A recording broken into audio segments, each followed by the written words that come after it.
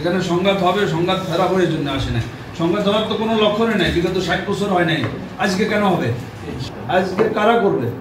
এরকম কেউ তো এখন দেশে নাই, ক্ষমতায় নাই। হ্যাঁ, আপনারা সবাই এখানে যারা নেতৃবৃন্দ আছেন, সচেতন নাগরিকবৃন্দ আছেন, মুরব্বীরা আছেন, সবারই একই সুর, একই কথা। এটা আমরা সুন্দরভাবে উদযাপন করব। সনাতন ধর্ম অবলম্বিত উৎসব হলেও এটা আমাদের সামাজিক অনুষ্ঠান। আমরাও ছোটোবেলায় যখন সময় পাইছি আমরাও গেছি, আমাদের বন্ধুবান্ধব গেছে, তো আমি যেটা বললাম এটা হলো যে এখানে সংঘাতের আশঙ্কায় আমরা আসি না। কোনো দিক থেকে একেবারে পুরো ফটিকছড়িতে বিভিন্ন এলাকায় যাচ্ছি, কোথাও এই কথাটা শুনি নাই যে স্যার এখানে একটু সমস্যা মনে হচ্ছে, এই কথাটা আমি শুনি নাই। এটা আপনাদের জন্য সুখের খবর। আমি আপনাদেরকে আশ্বস্ত করব, আমাদের দিক থেকে আমরা তো সরকারি চাকরি করি, আমাদের দায়িত্ব আছে। আমাদের দায়িত্বহীনতার জন্য, দায়িত্ব অবহেলার জন্য আমাদের জবাবদিহিতা আছে। আর এখানে অন্যান্য যারা আছেন ওনারা আসছেন স্ব-উদ্যোগে, অন্তর থেকে। আমি কিন্তু দায়িত্ব থেকে আসছি। আর অতিরিক্ত যেটা হবে সেটা আমার, যদি আমার আন্তরিকতা থাকে, ওই আন্তরিকতা আমার দায়িত্বকে পূর্ণতা দিবে। মূলত দায়িত্ব নিয়েই আসছি আমি এই দায়িত্ব সুচারুভাবে পালন আমার এই পোশাক দ্বারা, আমার অস্ত্র দ্বারা সম্ভব না। সিসি ক্যামেরা নেওয়া, রেজিস্টার মেনটেন্যান্স করা, ভাসমান কোনো লোক মনে করেন আপনাদের এই ইউনিয়নের সবাইকে আপনারা চিনবেন, কে জামাত, কে বিএনপি, কে ছাত্র শিবির, কে ছাত্রলীগ, কে যুবলীগ, কে সাধারণ জনতা, সবাইকে চিনবেন না?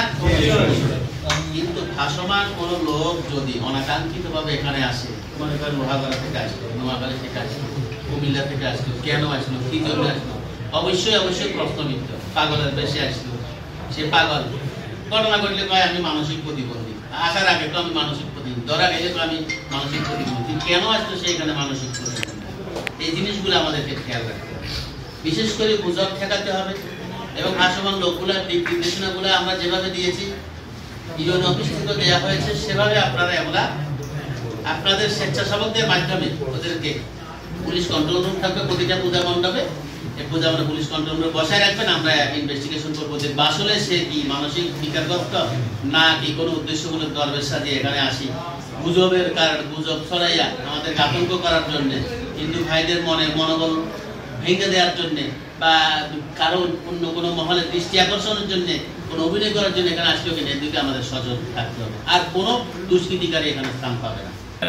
অকপটে তারা স্বীকার করেছে যে বিগত 20 বছর 40 বছর ধরে তারা পূজা উদযাপন করতেছে, এখানে কোনো সম্প্রদায় সম্প্রীতি বজায় রেখে শান্তিপূর্ণভাবে তারা পূজা উদযাপন করতে পেরেছে।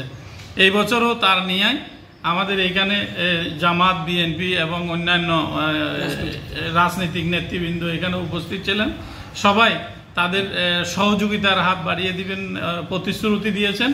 এবং আমার ইউনিয়ন পরিষদের পক্ষ থেকে আমরা প্রতি বছরের ন্যায় আমরা আমাদের ইউনিয়নের মেম্বার সদস্য যারা আছেন তাদেরকে টিমবদ্ধ করে আমরা সকাল বিকাল পরিদর্শন করি। এবং আমাদের ইউনিয়নে যারা চৌকিদার বিন্দুরা আছেন তাদেরকে 2-3 জন করে 2 টিমে আমরা ডিউটি দিয়ে থাকি ওখানে নিরাপত্তার জন্য। তো আশা করি আমাদের এলাকায় যারা মুসলিম সম্প্রদায়ের আছে তাদের সাথে যারা বৌদ্ধ এবং হিন্দু সম্প্রদায়ের আছে, মানে তাদের সাথে আমাদের একটা ভ্রাতৃত্বের বন্ধনের মতো এখানে আমরা বসবাস করি।